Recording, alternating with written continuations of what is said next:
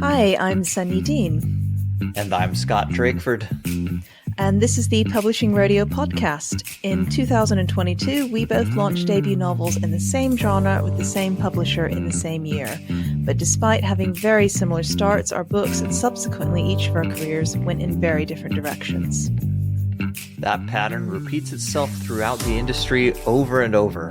Why do some books succeed while others seem to be dead on arrival? In this podcast, we aim to answer these questions and many more, along with how to build and maintain an author career.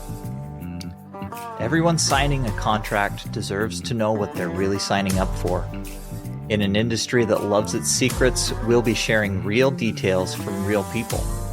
We'll cover the gamut of life as a Big Five published author, from agents to publishing contracts, finances, and more. Welcome to the Publishing Rodeo podcast, where we are extremely tired, but still trying really hard. Today, we have Holly Race. We're very excited to get into her publishing journey and whatever secrets she can give us. Holly, do you want to give us the down low on who you are and what your journey's been like till now? Sure. Thanks very much for having me. So I started out in theatre and then moved into TV and film as a script editor working in development. So I originally started as what's known as a script reader, which is one of the first gatekeepers in the TV and film industries. Then I got a job working for Aardman Animations, who have done movies like Shaun the Sheep and Chicken Run and Pirates in Adventure with Scientists, so all that fun stuff. After working with Aardman, I moved to London and I started working for a variety of companies like Working Title Films. I did some research for them on an early version of the film that would become Mary Queen of Scots, not on the script that eventually actually got made. That's another story. And then working for Red Planet Pictures on the fourth series of a show called Death in Paradise, which is like a cozy crime drama on BBC One that's very, very popular. And I think it's in its 11th, 12th, 13th season now, something like that, something very impressive. After Red Planet, I was going to be working as script editor on season 2 of BBC's Dickensian, which was on like 6-7 years ago. And it was like a mashup of all of Dickens' characters. And it was a huge production for the BBC. And everyone thought it would run for a second season. So we started working on the second season and then they cancelled it due to low ratings. So it was kind of heartbreaking for everyone involved. At that point, I decided it was time to move on. So I ended up working for the Imaginarium Studios, which is the production company that's run by Andy Serkis of Gollum fame. He has a magnificent voice. I listened to just a bit of him narrating the Lord of the Rings, and good Lord. Oh, we've got that. We've got that audiobook in the car. Yeah. Yeah. He's a true gentleman. I ended up getting made redundant from the Imaginarium. They made a lot of redundancies. And around that time, I had this idea for a young adult fantasy novel. And I'd been thinking and talking about it for years. And my husband finally was like, will you just write the thing instead of telling me about it? But I'm the kind of person who needs a certificate before I feel like I'm allowed to do anything. So I went and did the Faber Academy's writing a novel course. And when I was made redundant, I was like, oh, well, this seems like a good time for me to spend my redundancy money and give myself some time to finish writing the novel, and then I'll get a proper job again. And while I was finishing writing the novel, I found out I was pregnant and no one was going to give me a proper job for a while. So yeah. I guess I became a full-time author before I even had my book deal, which was a really stupid idea, kids. I finished my novel, I got an agent. It was a very smooth and easy process for me. I got 3 offers within 48 hours. So I thought, I'm done, I'm sorted, definitely can be a full-time writer. We went out on sub a couple of months later and it was very slow, very quiet. And everyone was like, oh, we love it, but we don't know how to market it. And then a couple of months after that, we got one offer from Hotkey Books, who are an imprint of Bonnier, for a 3-book deal because it's a trilogy. And we accepted. And it was, I think it was quite a good amount for YA, but let's just say it was not minimum wage and it was going to have to last me like 5 years. And I pretty much doubled it from my foreign rights sales. But yeah, I think overall from that 3-book deal, I got about £40,000, which I don't know what that is in dollars, $50,000, $60,000. Yeah. So yeah, that was me for 3 years. During that process, I went through 2 agents, just through agents leaving the agency that I was at. And when I finished the trilogy, I was like, oh, I think maybe it's time for me to move on. So I approached an agent who I knew had read Midnight's Twins, my first book, ages ago, and was like, oh, I really liked your feedback from that. Do you think you might be willing to take me on based on just some ideas I have for future novels? And they said, oh, yeah. And we had a discussion and everything seemed really great. And so I signed with them and I left my previous agency. And then 3 weeks later, they called me up when I was on holiday and said, actually, I don't think I'm the right agent to represent you after all. Really, really sorry. No. Bye-bye. So I had written up 3 chapters and a pitch for 2 different novels, one YA, one adult, at that point, and sent it to them. And I think they had just realized that it wasn't what they wanted to represent. Because I did say to them, are you like, is the writing bad? Am I just a bad writer? Should I just give up? And they were like, no, the writing's good. It's just not something I want to sell. I'm really sorry. Yeah, it was a whole thing. I was on like a family reunion. I took the call in the bathroom of my hotel room while my daughter was sleeping because it was like 6 a.m. It was pretty devastating. And my 3rd book, the end of the trilogy, was coming out the following week. So I went into that because it was like my first ever launch, because the first 2 books had launched during lockdowns.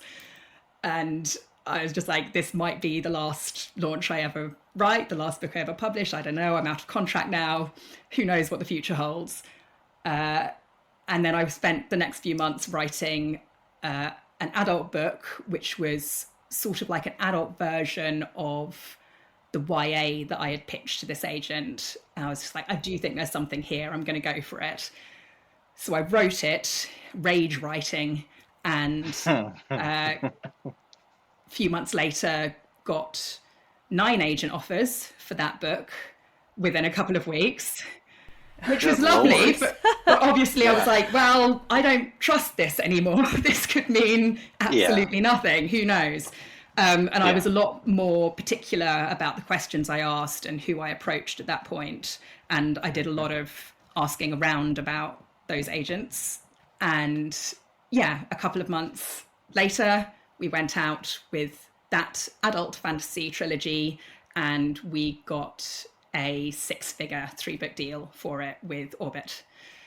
And now I can actually say 5-6 years later that I am actually a full-time writer and I can actually afford for the next few years to pay my bills with just my writing. So that's my journey to date. Sorry, that was really long. That was perfect. I'll come back to ask about the first book deal in a second, but I just wanted to quickly ask, was there a reason why you changed from YA to adult? Was it like a marketing reason, or just it felt like the book was moving in that direction? It felt like the themes that I wanted to write about were more adult. It's a feminist fantasy retelling of the 6 Wives of Henry VIII, and it's told from the points of view of all 6 wives, all 6 queens. And so I wanted to kind of explore my experience of motherhood, which I'd obviously had since writing the YA book, and various other kind of stuff that had sort of come up. And yeah, it just felt more adult. But I won't lie, when I went out to agents, I said, this could be YA, it could be crossover, it could be adults. I'm kind of open to rewriting it and editing it in whatever way you think is going to give me a good deal and longevity as an author. And I had agents come back to me say, oh, we'd like it to not only be YA, firmly YA, but also a standalone, not a trilogy. and others saying, no, it's definitely adult, and others saying, oh, well, we could take it out to both YA and adult publishers and see what happens. In the end, after talking to a lot of different people and going with the agent I went with, we decided to pitch it securely at adult, and I think that was the right decision for the book I wanted to write in the end. So when you're writing, what do you think for you makes the difference between a YA book and an adult book? Because this is always like a really hot topic of discussion. And I remember, I'll just say very quickly that for me, this came up because long ago when I was writing my first book, which I envisioned as an adult epic fantasy, and I was one of those people who paid for a manuscript assessment, which some writers do when they're desperate. And like, to be clear, this is not something I could afford. I sold jewelry to pay for that fee. And I basically got this letter back from the manuscript assessment service that said, well, our recommendation for this manuscript is that you remove 4 of the 5 point of views, change it from adult to YA, and strip out all the political and social commentary which is unsuited to a novel of this kind. And it was like the worst writing advice I've ever received. But wow. And it made me want to write adult more and to like put in this social, and which, I mean, that's a whole thing, like assuming that YA can't have social commentary. Yeah. But it's funny now because I'm now, 5 or 6 years down the line, I have actually been looking at that book again thinking, I kind of want to rewrite it as YA because I've taken a lot of the adult elements out and used them in other books. but it's an interesting discussion with like, and I remember your editor Britt specifically, I had a thread from her bookmarked on Twitter where she went into the differences between YA and adult. But anyway, if you have thoughts on that, I'm very interested. I've had this conversation a lot with other YA authors who are making the move or are thinking about making the move into adult. I definitely had a lot of worries that I couldn't write adult, even though I hadn't quite pinpointed the difference between the two. I don't think it's anything personally to do with social and political commentary. I mean, my YA fantasy is basically a thinly disguised metaphor for the rise of populism in the world over the last 10 years. So it's really, really thinly disguised. I would say some of it is down to the characters and kind of the knotty decisions that they make and the moral decisions they make. I think that YA editors and obviously children's and middle grade editors are maybe more aware of the messaging and the role models that you're wanting to portray for a particular target audience, whereas an adult, you can be more of a kind of undisguised anti-hero or anti-heroine, maybe. Yeah. Oh, sorry, my oldest child is requesting food and obviously podcasting matters. I will go down and get her something in just a bit. I'm fine to take a break whenever. So No, it's all right. It's fine. It's just that I was really interested, and I think one of the things that my agent had said talking about it to me was that YA focuses more on first, and that there is like a YA voice, and that there is the intensity, the emotions, stuff like that. But that's very hard to pin down, I guess. Yeah, I agree that on the social front, like YA is very in your face actually with tackling social political issues. Yeah.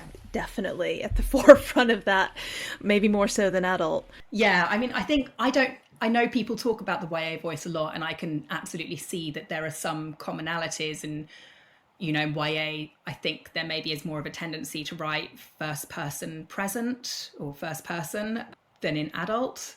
But I think, as with all genres, there's a way you can have literary YA, you can have commercial YA. I think there is room for a range of voices in there. So being that your first contract was YA and then your second was adult, when you went through everything you went through with the agent changes and everything, and then finally went on sub the second time, were you submitting that second work as yourself, the same author name, including information from your first trilogy, etc., or was it kind of fresh slate? Your agent didn't mention that you had another series. I'm just interested in what information was included, because the general common wisdom, I guess, accepted wisdom in the industry is that your first deal kind of cements who you are as an author and the tier that you can expect in the future, etc. And that wasn't the case for you. So I'm very interested to hear what you did to escape that? It was definitely something that I asked my agent about, was should I sub under a new name and just quietly forget the YA trilogy? And she felt that it would be okay to kind of be honest about the fact that I had 3 books under my belt already, Yeah. because I was essentially debuting as an adult debut, and that's kind of how they're marketing me. It's my adult debut, so I still get that bite of the debut pie again. But yeah, it was definitely a worry, because my YA trilogy has not sold well at all. Yeah. And do you want to go into that, if that's okay? Because I know you said it launched during COVID, like so many ill-fated books, I'm afraid. Yeah. It was. So I got the deal in 2018, and it launched in June of 2020. So a couple of months after first lockdown. There was no bookshops open. It didn't, obviously, not much YA gets into the supermarkets, and it certainly didn't get a supermarket slot. And I think that Hotkey did a wonderful job on the cover. They kind of designed the cover to be like, ooh, this, I'm just walking past this in a bookshop and it looks so pretty, I'll pick it up and have a look. And obviously that couldn't happen. So without that sort of walking past moment, it didn't really get a chance, I don't think, to be honest. And it's not, now with the benefit of hindsight, it's not particularly commercial pitch. I think having an elevator pitch and a 1-sentence logline is increasingly important, and I've never been able to get that down for my YA at all. And I wish that I'd kind of realized how similar that aspect of novel writing and, well, novel selling is to TV and film selling, actually. Yeah. When did you have a sense in the run up to launch that it was kind of not going to necessarily pan out how you hoped?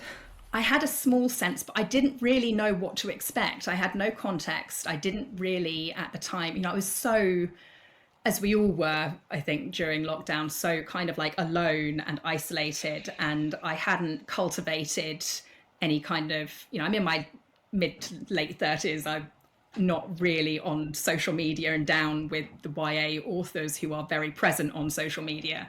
And so I didn't really cultivate that kind of like network of authors at that point, which I now know is so useful to comparing notes, because, especially before we had publishing radio, to understanding what's normal and what's possible.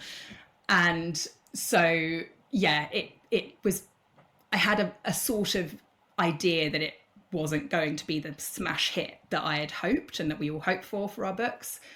But it wasn't until a month or so before when it became clear that, a lot of the marketing that I think they'd planned for me couldn't happen because of lockdown, and there wasn't really an option to replace it with something else. I was like, oh, this is not good, is it? And then, as you've covered in previous episodes, I was tied into writing a further 2 books, knowing that no one was reading them. And then I decided to write another trilogy afterwards, because it had gone so well the first time. Well, they're probably reading them now if your second one's taken off a bit. Yeah. Because it looks like it's been doing pretty well anyway. Well, time will tell. It's not out until 2025, so I've got 2 years to wait and wonder. Oh, is it? Oh, yeah. When is it? I saw the announcement for it. Oh my god. Okay. I think it'll be absolutely fine. Yeah, and I'm not glad to hear all of this, right? But I am a little relieved that I'm not the only one who had to learn all of these lessons the hard way, right? Everything, minus the agent changes, everything you're talking about is some form of what I went through, right? Except you went through it much faster. You learned much faster, and you obviously came out the other side in a good position much more quickly than I did. But yeah, that I am interested to hear you say that having an elevator pitch and being able to distill your book down to something like a 1-line elevator pitch is very important for getting, going from book to enticing somebody to pick up that book, right? because I think that's absolutely something that I didn't focus on with my first book, first trilogy, and has absolutely hurt me. And it's not like I haven't tried. Like it's hard. It's It's hard. really hard. Yeah, it is. So having something that fits in that one sentence kind of thing makes a big difference. Now this is leading into a question about your film and TV background. So, being that you've been exposed to so many different scripts over your time in that industry, I'm assuming, because it sounds like you were the slush pile person, and then going through and editing and making things actually work. Has that affected how you write and how you approach novels, other than obviously understanding that there's an importance to having that one-liner?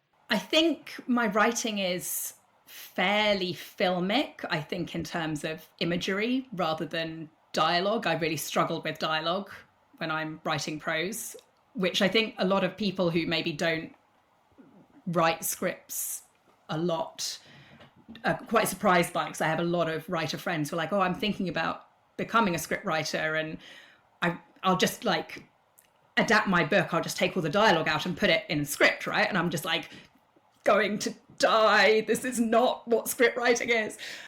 It's all about imagery and what you're seeing. It's screen, so you're telling a story on screen, not through dialogue. That's audio. So I think I'm probably quite image focused in my writing, and I have a very strong censor as I'm writing, which is not always helpful, because the editor in me is being like, this is shit, this is shit, this is not working. Yeah. I know why this is not working, but I do not have the energy right now to make it work. And sort of trying to put that script editor in a box and be like, wait until the second draft when you're going to be useful, is quite tricky sometimes. Yeah, I feel that. I wasn't a script editor. We all have that sometimes, right? Yeah. Yes. Yeah, we all have that. Indeed. Do you think the one sentence pitch is particularly important in YA versus adult, or are they kind of both useful? I guess they're useful to an extent in both, but I don't know. I feel like I'm not necessarily saying this from a place of huge expertise now, but I feel like YA, to get the bigger deals, I think you do need to be super hooky and have the elevator pitch in a way that maybe adult you have a little bit more leeway. But I don't know, I'm not basing that on anything more than gut feeling, really, and kind of looking at my friends and what YA recently has got the bigger deals. No, that's fine. And just, this is like a bit of a tangent, really, not more of a comment than a question. But I've been listening to another podcast called Cover Meetings, and it's about cover designers in the book industry, and they're kind of talking about book design and cover design. And one that I found interesting that they're talking about recently is how one of the things designers find very frustrating is that covers look the same in all formats. And I was thinking about that when you're talking how you felt like your book was designed to look good on a shelf, and then it had to survive as an ebook. And one of the things that gets covers vetoed or approved is whether they look good as a thumbnail. But that means that everything looks the same in the bigger version. And just all stuff like that, where it was making me think about how, because what their preference would be is that we have a different cover for every format, because that to designers is what would look good. But of course, getting publishers to agree to that is probably not going to happen. Yeah, I'd never thought about that before. And I guess if you one of the lucky few who gets it blown up big on a poster on the tube or something, then that must be a whole other thing to navigate. Yes. I did wonder, because Yellowface has been on lots of posters, and I did wonder, did they design this for ebook or poster or tote? I mean, it looks good in a tote bag. Can I ask a bit about your Orbit deal as well? Because I think that when you mentioned it was in a preempt, and I know you'd said on your site that Orbit fought off a lot of competition for it.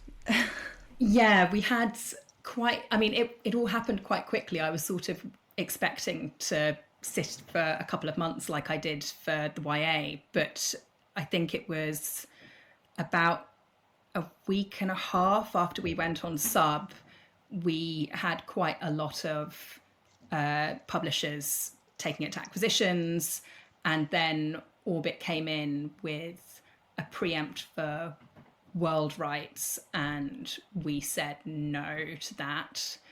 And we then had a preempt from another publisher, and Orbit came back with another preempt, which we said no to, and then they upped their offer for preempt for World English, which we were like, you know what, this feels decent, and they had a really good vision for what they wanted to do with it. And I think my agent felt that there was a lot of interest brewing from other parties. We knew it was with acquisitions with quite a lot of other publishers, but we were just like, you know what, we really wanted the US deal, and Orbit was kind of guaranteeing that tied up US, UK. So we just thought, you know what, let's go with that, knowing that we've got both US and UK in the bag for a really good amount of money. Let's just bite the bullet. And Orbit have such a good reputation as well, and they had been so enthusiastic about it. That makes it going with them. That enthusiasm makes a big difference for sure. Sorry, go ahead, Sonia. So did you go to the US first? I was just asking if you went out to the US first. You're UK based like me, or if you tried. I don't know what the strategy is on that side. I'm trying to remember. I think we went out simultaneously, or there wasn't long between the two. I think it was maybe a couple of days between the two, if anything. I know that because the agency I'm with, my agent is based in the UK, but the agency has a US office as well. And so the kind of the agent who runs the agency took it out in the US, and my agent took it out in the UK. And they were talking to each other all the time about strategies and everything.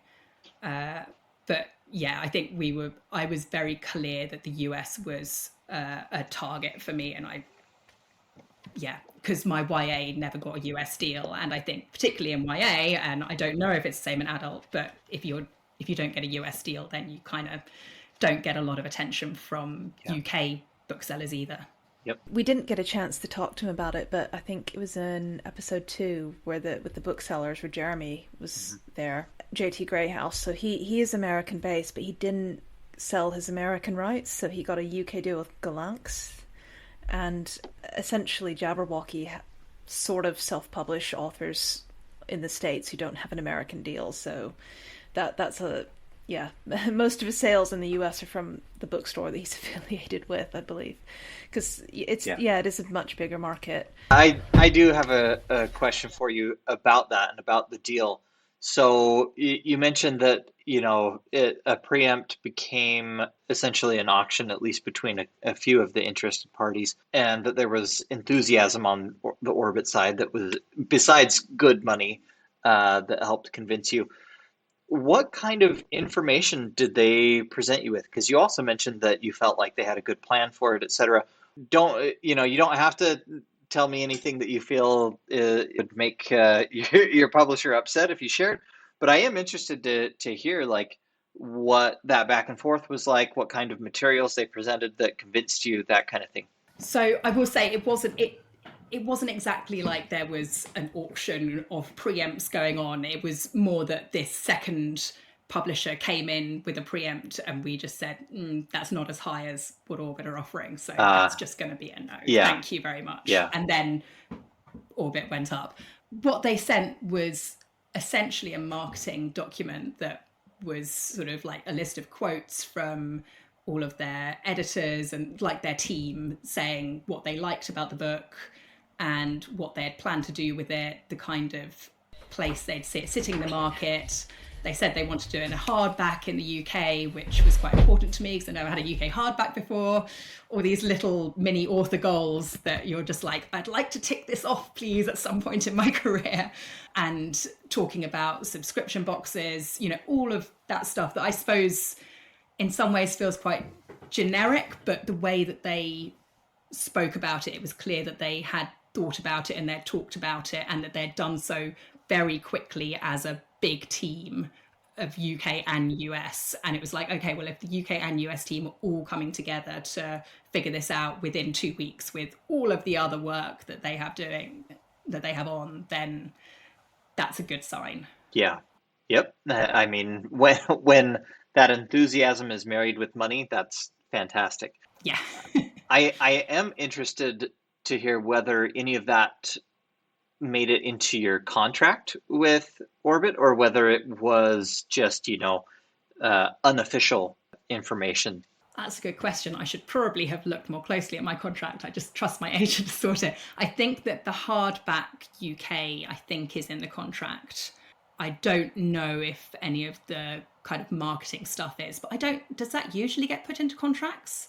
I know that some of my friends, I know one of my friends has had her agent put like a minimum marketing spend into a book contract before.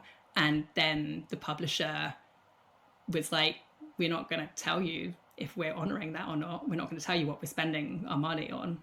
So there's no way for them to make that, to kind of enforce that, I suppose. So I suppose there's no real point in adding it in. Yeah, there was none of that in mine. And I think it was entirely just my agent being like, I trust this editor. And I do think there's an element of like, if they drop a lot of money on it and then they don't market it, they really have like fucked themselves over a little bit. So yeah. or a lot bit, yeah, proportional to the amount of money they kicked in. Yep. Yeah. Sorry, I froze there for a minute, so I didn't hear a whole lot of that. But yeah, as far as I can tell, not many of those kinds of things make it into contracts. But besides money being the best factor, the best guarantee there is, it seems like more people should be fighting to get at least certain things that make sense to make contractual, make sense to have at least some things put in there if the publisher would sign it, right? I think if I had the leverage, I would be requesting arcs in contracts. I mean, I know you can ask and it probably just won't help anyone, but I think requesting arcs is like demonstrate if they've at least made them, or and hopefully if they make them, they'll think, well, we should send them out, but just because giving books away seems to be so effective, I mean, it just consistently seems to get a lot of results. These days I'd love to interview the fourth wing lady, but yeah, or her editor. Yeah, or both. Mm-hmm. Or both. I don't think we've had an editor on before, have we? Well, we've asked some, and they basically said, hell no. Yeah, I wonder why it is that giving away arcs is so successful in. Is it just the social media side of things?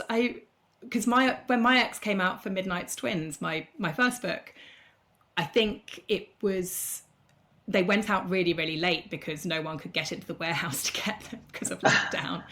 And so I don't think many went out, in fact, before launch. But I don't know how much of a difference it would have made. But I think a lot of it also depends on the packaging, doesn't it? You see some of those beautiful arcs that get the gorgeous kind of like individual packaged in their special little boxes with extra little treats and stuff. And I guess those make social media much more than things that just arrive in the post by themselves. Yep. Well, I think it's so for indies, it's a big strategy to have certain content that you give away to encourage people to buy into other books in your series or in your world. And there've been a few acquisitions lately from people who gathered a following on Wattpad, which is where essentially you're giving fiction away for free. And then from that, and I think it is about building readership and fan base, and the trade-off is, people will take a chance on someone they don't know if they don't have to pay anything. And then there's just the practical side, at least in the UK, for all the crates and stuff, where you really have to have those arcs a year out to even have a shot at a crate. So if you're, I guess, mid-list and you don't get an arc out till 3 months before, you've missed that boat 3 times over. Have you noticed like the difference this second time with the new book deal compared to the first one, and how you've been treated or how things are going with that? Yeah, I haven't had a huge amount of communication yet because it's all quite fresh and because we've got until May 2025. So I know that there are things in the works. I've been kept in the loop on, approaching subscription boxes and covers, and I believe that arcs are supposed to be coming out just over a year in advance of publication date, which is very different from the YA, which was a month before publication date. So in that respect, yes, it's been very promising so far. I'm aware that I'm sort of sounding a bit ungrateful about it. It's just because I kind of don't trust any of it, and I don't trust any of the success anymore. And I'm like, yeah, it seems great now. Could all go to shit tomorrow. Who knows? But at the moment, I am happy, and yeah, it feels promising. Yeah. And there's been a really nice, warm, fulsome reaction from people when we announced, and when it gets mentioned. Yeah. In a way that there wasn't for the first trilogy. Oh, sorry, you don't sound ungrateful, actually. I was thinking about Hugh Howey and how he talked about, like, when he started getting approached, because he was approached many, many times for film stuff.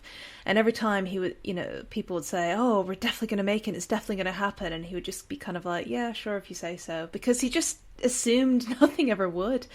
And it wasn't that he was ungrateful, he was just, like, checked out emotionally, I guess. Would you consider doing your own scripts for an adaptation? Sorry, yeah, I would.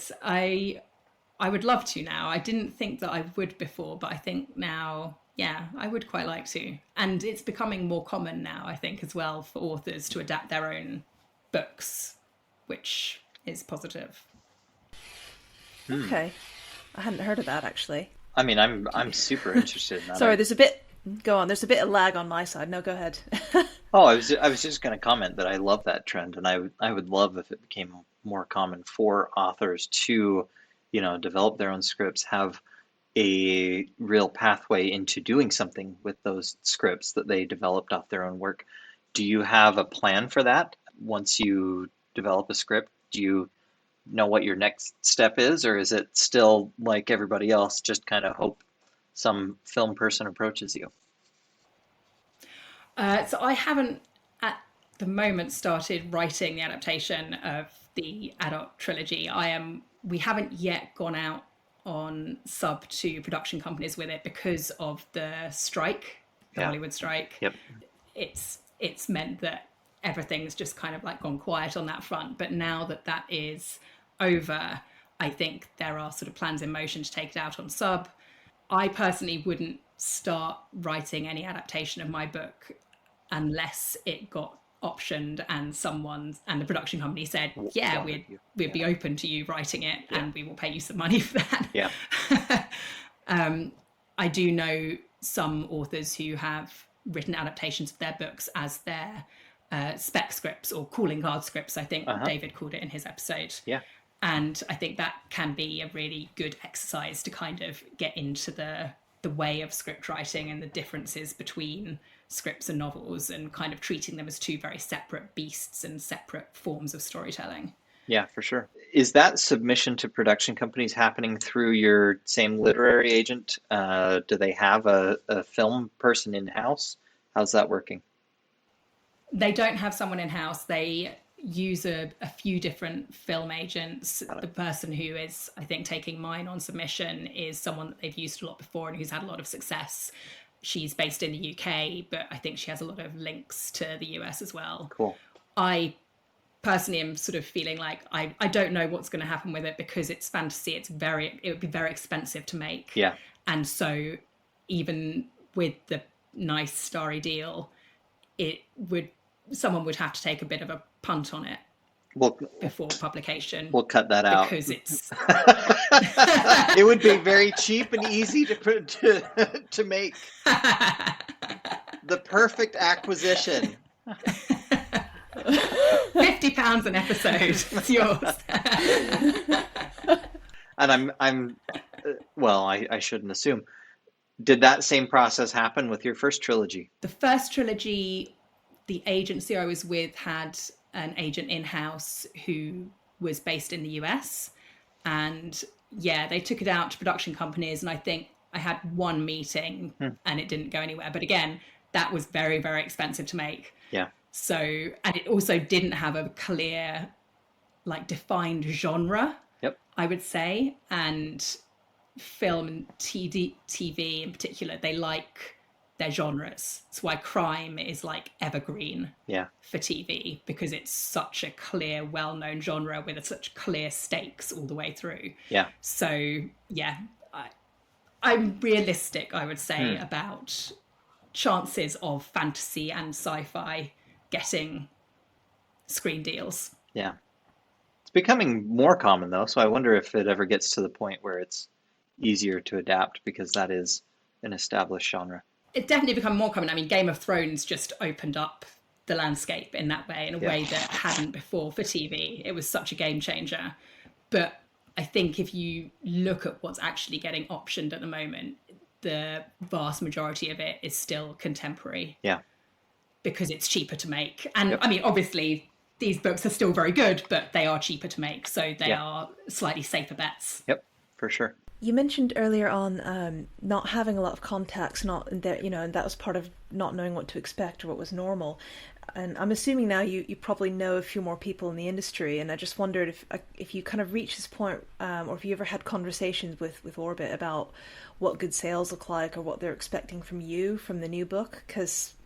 And I guess I'm just asking because sort of I'm just past a year since my debut, and I think I'm just now at the point where I understand the kind of sales my publisher is hoping for and starting to understand what my own royalty statements mean and that kind of thing. But yeah, just curious if anyone ever talks to you about it, or if you've just figured that out yourself now. Can I ask you something back before I answer that question? Yes, Did you figure that out yourself? Did you figure that out yourself, or was that through conversations with your publisher where they told you what sales they were hoping for and expecting? So I had long periods of silence with certainly on the UK side, because essentially like my publicist left and then a bunch of editors left and some went on maternity leave, and all my post was going to a previous address and all this stuff, which I didn't realize. And I didn't know how I was doing until I got surprise royalty payments in March from Harper. So yeah, I realized that my calculations were off, because when we look at royalties and sales, I'd always kind of assumed like one sale means I get about $1 or £1, like very basic back of the napkin math. But actually for hardback, that's very different. It's about $2.50 or something back of the napkin math again. So I assumed I was doing worse than I was, and was surprised when Book Eaters earned out in the States, and in the UK earned out the trilogy by about Christmas. And I didn't realize that I didn't need as many sales as I thought I did, if that makes sense. Like I was thinking, I've got to get like, 60,000 sales to pay off the UK advance, and actually it was more like 26,000 or something. I don't know. Anyway, I'm rambling too much, but no, I had to figure it out, and I think I kind of now have a sense of what good is and what bad is, and how that's going. And talking to other debuts helps as well. It's difficult because you've got to talk to people that have a kind of similar deal and similar genre as yourself, as well as the forgotten lost tribes like Scott. So, thanks. Sorry, Scott. That's what I'm here for. I haven't had that conversation with Orbit, I will say. I don't think it would ever have occurred to me to have that conversation, because I just would assume that I wouldn't get an answer, and that might be really, really unfair. I might ask you to cut this out later. I had no idea. I still don't really have an idea for my original trilogy what sales were expected. I didn't get my first royalty statement until about this time last year, and so two years after the first book was published. So I had no idea how much I'd sold until a year ago, and it wasn't as horrendous as I thought it was going to be, but it was less than you, Scott, for sure, on the 3 books. And it's not great, but I have no idea whether that's how that compares to the small advance that I got. I don't know whether they've made money on me, even if I haven't out-earned my royalties, and probably won't ever on that. They probably have made money on you. I mean, the point at which they start making money is quite low, to be honest. Like lower than you think always, because you get like 100k advance and you sell 45k paperback copies, which is 45 grand. Then they break even, and if you sell 66 or something, that's when you would kind of roughly earn out. But it's better than that. It's not that, I mean, it's more generous than his estimate. Yeah, generally speaking, I think they wait, and I mean, they've been around forever, so theoretically, if they know any numbers, they know this number. They weight their advance versus their planned sales slash print run, etc., very heavily in their favor, to where I believe they make money on just about everybody, right? Just by virtue of putting a book in their catalog and maybe shipping it to stores, they make their money back. Whether it does well for the author or not, they at least make their money back. They held back quite a lot for returns as well. I think Scott and I were both surprised by that. I think it was something like Macmillan was sitting on 38K of sales that they were holding back as reserve against returns. So I did get a royalty check from Tor in May, and it was for like $42 because they just have a big pot that they're sat on in case they have to pulverize a big chunk of my books. And as far as I can tell, though, that reserve against returns is pretty formulaic, but not always the same from author to author, and nobody necessarily understands on the author, at least as far as I've seen, on the author agent side, like what they're holding back and why and when that's going to be released, other than it should be less the next time as the... Yeah. One thing I will throw out is I think if you get the chance as an author, this is just more for the listeners than Holly specifically, just to try and get a time limit put on reserve against returns. I think, Macmillan has a very high reserve, but they can only sit on it for 3 months, and after that they have to release it and actually pay you. Yeah. But for one of my author friends, there is no time limit on her reserve against returns, so the Penguin could just sit on it forever. Wow, that doesn't seem right at all. No, it doesn't. We'll pay you this money, except this industry. Yeah. Yeah, that's interesting. I hadn't thought about that, and I hadn't considered that as a target contract inclusion. So that's a good point. So going back to something we talked about a bit earlier, the elevator pitch, the one-liner, high concept, whatever you want to call it. So being that you've spent a whole bunch of time in the script world and TV and film and now novels, and you obviously identified a difference between your first trilogy and now this work that you've just sold on a very good, well, I shouldn't say very good because that's going to be misconstrued, a positive... Very good is 6-figure, isn't it? Yeah.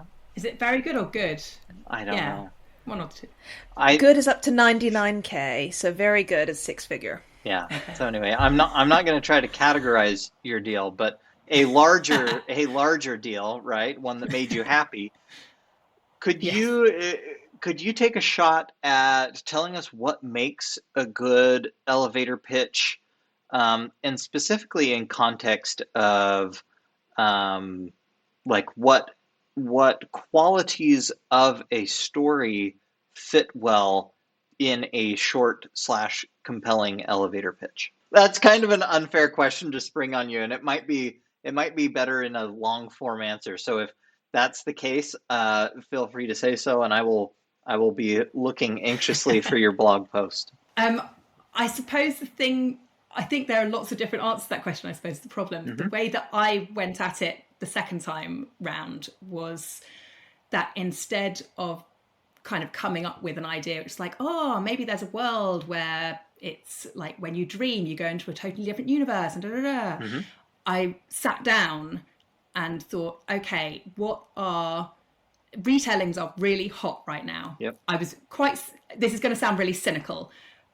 Retellings are really hot right now, but Greek retellings and Roman retellings have been done to death, and I am not the person to tell those anyway, because I don't love them like other authors do. Yep.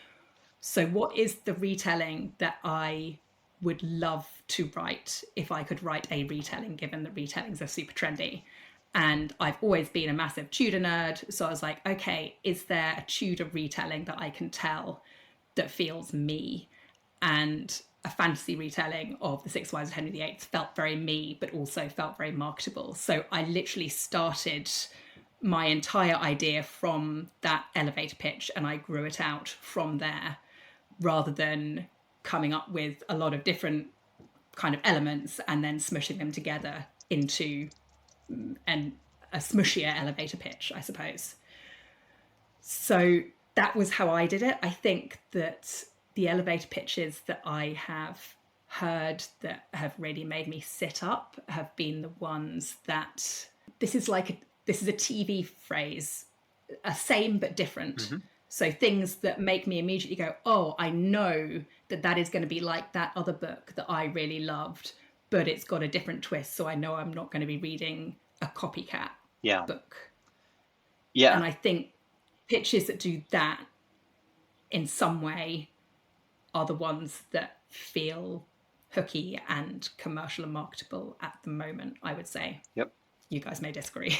No, I completely agree. No, I find that interesting. I think Scott may have dropped out. I was going to ask one question off that very quickly, though, which is, do you think of your book as a retelling? I know that's a bit of a weird question, but just because I remember when I saw the announcement online, I thought, oh, it's kind of like a historical fantasy. And there are some books I've seen and I thought, oh, they could actually be... But I do think of it as a retelling because... It's a marketing term. Like the characters have the same names as the real life people did, and there's a lot of similarities in terms of the events that happen, kind of like a nod to what happened in real life or a twist on what happened in real life. So I do kind of think it's about setting expectations, isn't it? It's sort of like it's saying, there's a historical basis, but you can expect there to be changes, and they are deliberate, not just me not knowing history, but it's like a deliberate choice to reshape the story. Yeah. Right, I think we've lost Scott, but that's okay because we're probably close to the end of our time. Can I ask you if you can tell readers where to find you, where your books are, and a general plug about yourself? I can hear you, Scott. Oh, you can? Okay, so...